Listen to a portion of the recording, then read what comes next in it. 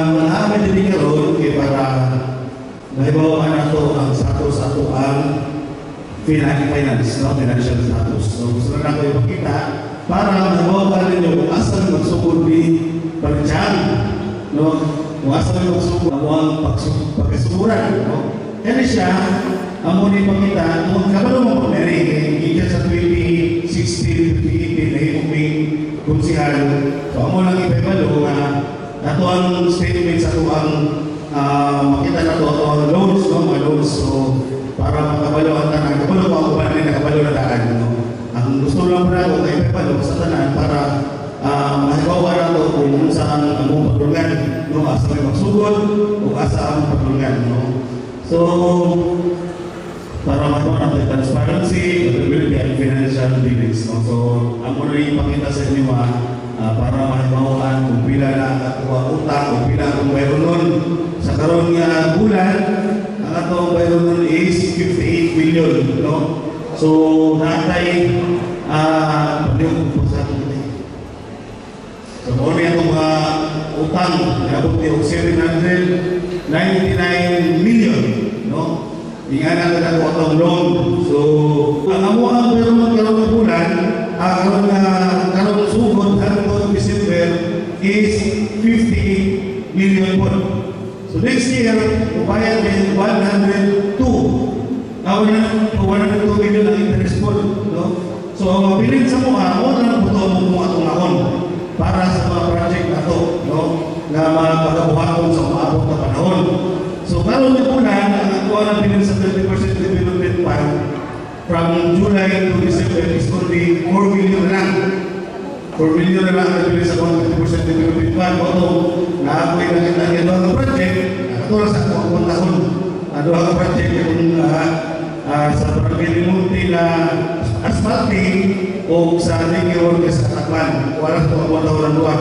So, namay nga ang Ginoo, namay ang Ginoo ng mga nagpo ng mga politiko sa taas, tawag rin na nasuwi na po na po ang DBM, nasuwi na po na po ang DA, naabot ang ihapon yung project na mabuhat within this kanina bulan, no? Ato December.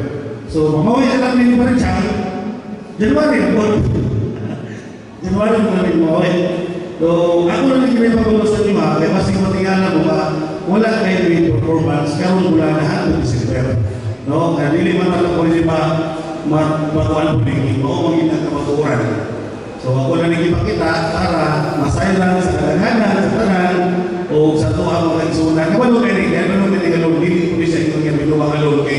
From the start, nagsugod pinili yung kami siya, kami binuwanan na 2018, nagsugod ang atong loan. Timing lang, nga karoon po panahon na, dahil po na kayo nagbayro ng kaya na kuha ng mga taong loan. So 3 years na, no? Muna nga mo lang ipakita ang ato ang financial status, no? So,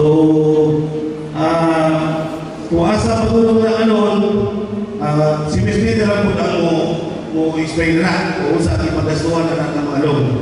Pabili mo din na.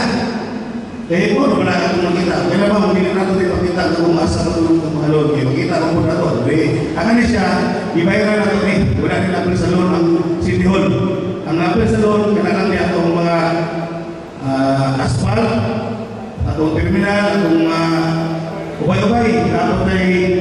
Napot ay water, apil na ito ano. Kani, apil ni sa imabaw. So, mga 50 po ni. Apil ko sa post, taran.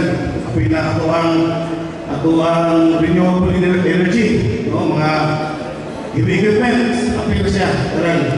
So, nagadagan ta, murag na hulong na natingog ang mga proyekto pinahagi aning alon, no? So, kanalang, again, buhagin ko sa inyong tanan, magpinabangay ng ta, kay para gusto kayo aning tuwigan, no? So, nagkasalamat, kung mahimutan sa atong tanan.